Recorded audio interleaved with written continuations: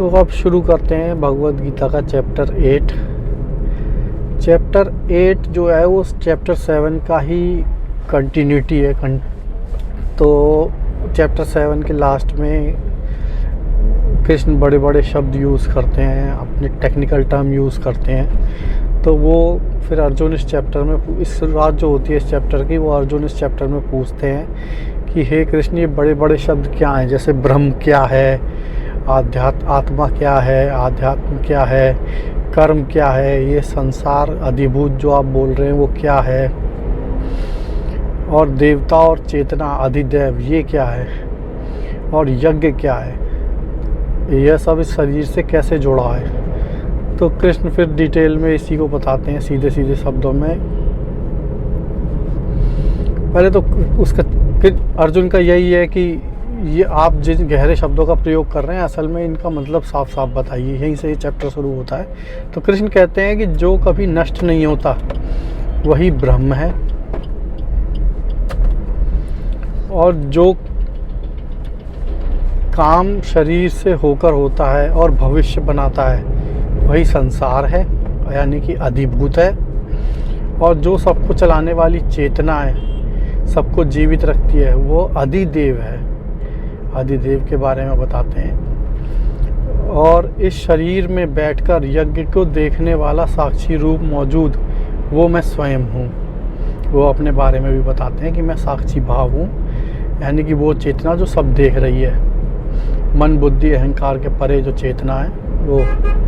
अर्जुन आगे पूछते हैं कि मरते समय, लास्ट चैप्टर में वो बताते हैं, तो वो पूछते हैं कि मरते समय आपको कैसे याद किया जाए, संयमी लोग मृत्यु के समय आपको कैसे पहचानते हैं। तो कृष्ण उत्तर देते हैं, मृत्यु के समय जो जिस भाव को स्मरण करता है वो उसी भाव को प्राप्त होता है। जीवन भर जो अभ्यास किया गया है वो मृत्यु के समय वही प्रकट होता है। मतलब जो मोमेंटम पकड़ लेता है ना, एक बार माइंड जो गति पकड़ लेता है, फिर वो उसी दिशा में जाता है। जैसे हम लोग एक तरफ भागेंगे, किसी तरफ भाग रहे हैं, तो अचानक से हम अगर सीधे भाग रहे हैं तो लेफ्ट या राइट टर्न नहीं ले सकते। तो इसी तरह से मोमेंटम जो चीज़ पकड़ लेती है ना माइंड में, वही मृत्यु के समय में इंसान उसी अगले गति को प्राप्त, अगले जो भी जन्म होगा उसका, या अगला जो भी होगा स्टेप, वो वही होता है। तो यही सिंपल प्रिंसिपल इस पे भी अप्लाइड है आध्यात्म में भी, कि जो मृत्यु के समय जिस भाव को स्मरण करता हुआ जो मरता है वो उसी को बताता है। तो कृष्ण यही बताते हैं कि यही सिद्धांत है।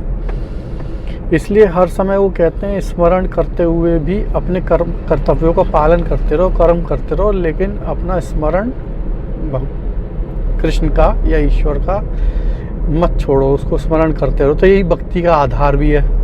तो अब बेसिकली गीता का जो इंक्लाइन है वो टोटली प्रोजेक्टाइल जो है वो भक्ति की तरफ है। तो भक्ति को ही डिटेल में बताएंगे आगे जैसे जैसे हम बढ़ेंगे।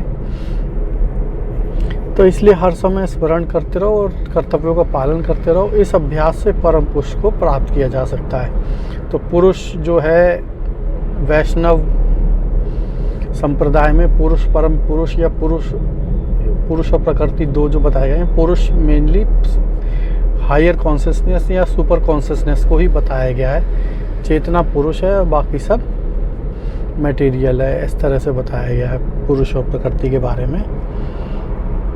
फिर वो परम पुरुष का स्वरूप बताते हैं कि वो कैसा है। वो कहते हैं कि वो सर्वज्ञ, प्राचीन, नियंता, अणु से भी सूक्ष्म और सबका धाता है, सबको धारण करने वाला है। सूर्य से परे प्रकाशमान है और अंधकार से भी परे है। मतलब सूर्य से भी परे है, प्रकाशमान है सूर्य की तरह, और वो अंधकार से भी परे है। मृत्यु के समय भक्ति और योग से युक्त होकर उसे प्राप्त किया जा सकता है। जो मोमेंटम भक्ति और योग का अगर किसी का रहेगा तो वो उसे प्राप्त कर सकता है।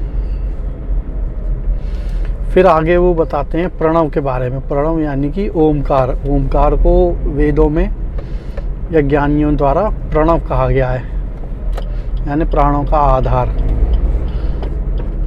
तो कृष्ण कहते हैं कि एक ऐसी अंतिम स्थिति है जिसे पाना जीवन का असली उद्देश्य माना गया है। सभी वेद, साधु, योगी उसी तक पहुंचना चाहते हैं। उस मंजिल तक पहुंचने के लिए बाहर की चीज़ों में उलझना छोड़ना पड़ेगा, यानी संसार में उलझो मत, मन को शांत करो और अपनी ऊर्जा को ऊपर की ओर ले जाओ।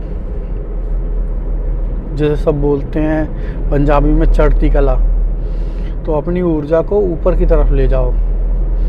अगर उसी शांत अवस्था में ओम यानी कि प्रणव का स्मरण हो और मन भगवान में टिका हो, तो शरीर छोड़ने पर इंसान फिर जन्म नहीं लेता है, क्योंकि जो उसका मोमेंटम पकड़ लेता है माइंड, फिर वो वहीं चली जाती है उसकी आत्मा अगली बार। और अगर प्रणव ओमकार यानी कि परम चेतना के स्मरण में रहेगी आत्मा मन, तो वो फिर वहीं की गति पकड़ लेगा और वहाँ जाके फिर कोई लौटना नहीं होता है। इस अभ्यास को जीवन भर जो करता है वही मृत्यु के समय काम आता है। फिर वो भक्ति की श्रेष्ठता बताते हैं कि अनन्य भक्ति की श्रेष्ठता क्या है। जो अनन्य भाव से मेरे को नित्य स्मरण करता है वो सुलभ, मैं उसके लिए सुलभ हूँ। मतलब जो अनन्य भाव से, मतलब काउंटलेस, एक तरह से मेजरलेस भाव से उनको स्मरण करता है, तो वही उसके लिए कृष्ण सुलभ हो जाते हैं। सुलभ मतलब भावना तो काउंटलेस और एक तरह से बाउंड्रीलेस है, लेकिन वो इस तरह की भावना जो है उनको सुलभ कर देती है। तो एक तरह का पैराडॉक्स है, लेकिन वो इसको बताते हैं कि जो पूरी तरह डूब गया वो पार हो गया। फिर वो दोबारा बताते हैं कि मुझे प्राप्त होकर महात्मा पुनर्जन्म नहीं लेता है। फिर वो सृष्टि और प्रलय के एक हाई लेवल उसको बताते हैं कि क्या है हाई लेवल में सृष्टि और प्रलय। तो वो बताते हैं कि ब्रह्मा का एक दिन और एक रात 1000 युगों के समान है। मतलब पृथ्वी पे 1000 युग उसके बराबर है एक दिन और एक रात ब्रह्मा का। दिन में सभी प्राणी प्रकट हो जाते हैं, यानी कि एक ये जितनी भी प्रकृति है परा सब प्रकट हो जाती है, और रात में ब्रह्मा की रात में सब ये सृष्टि प्रलय के द्वारा अंत हो जाती है। तो वो कहते हैं ये चक्र भी चलता रहता है, कोई इसका लूप में चलता रहता है ये चक्र, ब्रह्मा का दिन और रात का बनने का और विलय होने का चक्र चलता रहता है, ये इनफाइनाइट है। फिर वो बताते हैं कि इसमें कौन कौन से धाम होते हैं, मतलब कौन कौन सी रेल्म होती हैं। अव्यक्त और अविनाशी परम धामों के बारे में बताते हैं। उस अव्यक्त के परे एक और अव्यक्त सनातन धाम है, मतलब इस टोटल साइकिल से अलग, जो कभी नष्ट नहीं होता है, उसी को परम धाम कहा गया है। और अनन्य भक्ति से प्राप्त होकर व्यक्ति वहीं जाता है, यानी कि वो इससे भी आगे निकल जाता है, ट्रांसेंड कर जाता है। जो ब्रह्मा का पूरा साइकिल है युगों युगों की, और इसकी जो साइकिल है पूरी सृष्टि की, इससे भी आगे चला जाता है भक्ति में। फिर उत्तम और अधम मार्गों के बारे में बताते हैं कि जैसे ब्रह्मा का ऊपर है, उसमें ब्रह्मलोक, फिर उसके बाद नीचे के लोग, फिर पृथ्वी लोक, मृत्यु लोक जिसे बोलते हैं। तो इस तरह से वो इसके बारे में बताते हैं कि अब मैं तुम्हें बताता हूँ कि किस किस समय शरीर छोड़ने पे मोक्ष मिलता है और किस किस समय शरीर छोड़ने पे दोबारा लौटना पड़ता है।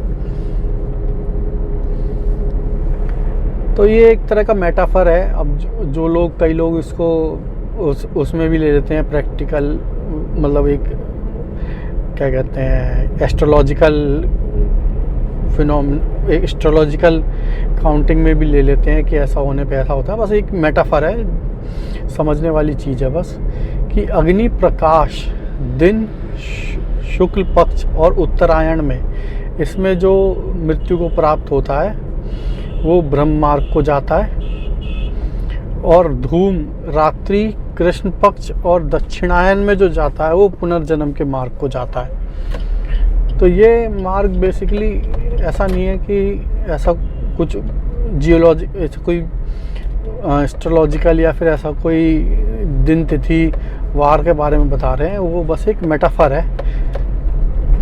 फिर वो योगी की स्थिति और निष्काम भाव को बताते हैं कि इन मार्गों को जानकर योगी मोहित नहीं होते। वह ज्ञान वेद यज्ञ तप और दान में फल से भी, वो ज्ञान वेद यज्ञ तप और दान के फल से भी श्रेष्ठ है, जो इस मार्ग के लिए